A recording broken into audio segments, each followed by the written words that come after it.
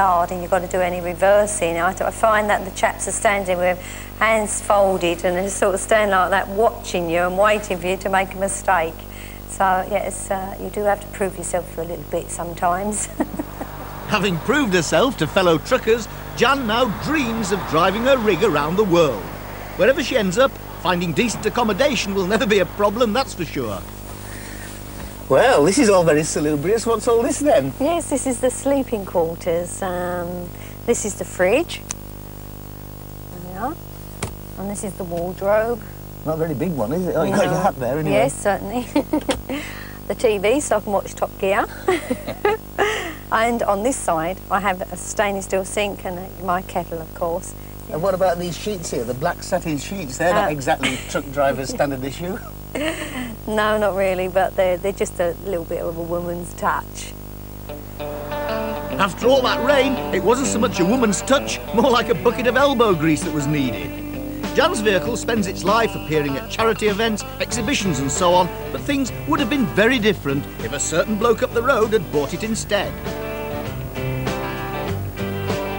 If your job involves rescuing broken down wagons, as Mick Gould's does, then your truck needs to be a bit special. With dozens of European machines on offer, how come he ended up with a magnificent American Kenworth? Big wheels keep on turning. One of the main reasons is personal preference.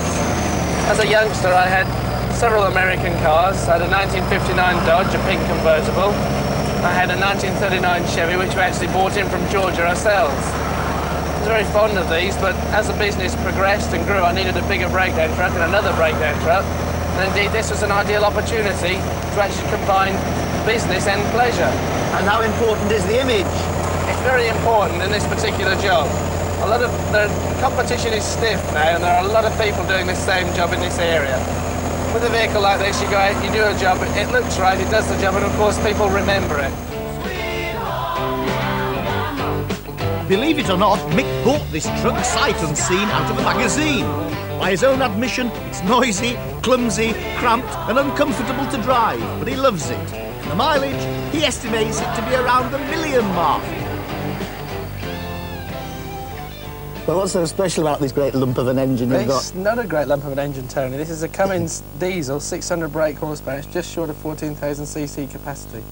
Well, I suppose you need that sort of power to cart this great thing around. It's surprisingly light. The whole vehicle, as it sits on the tarmac now, is just over 13 tonnes. But it actually can tow 64 tonnes before it's overweight in this country. Good Lord. You've got the turbo there, and judging by this splendid piece of plumbing, it's a big one. But what's it doing going into a big black dustbin stuck on the side of the cab? It's not a dustbin, that's its air filter. It needs that. If this vehicle's working in America, whether it's dusty conditions, it would obviously need that to get rid of the sound. Oh, right. But why do the exhaust pipes stick up in the air? I don't know, Tony. You had to ask an American that. Look good, though, don't they? Oh, yeah. Well, the Kenworth's got a lot going for it. In fact, I can't understand why everyone doesn't have one. Actually, one reason might be that it only does just under 4 miles to the gallon.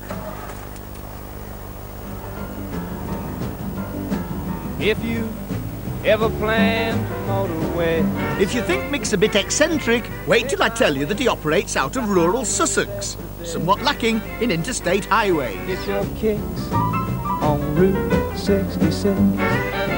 But once on the open road, distance is no object. Mick frequently tows folk back from France, Spain, Italy and even Czechoslovakia, often leaving a warm bed to do so.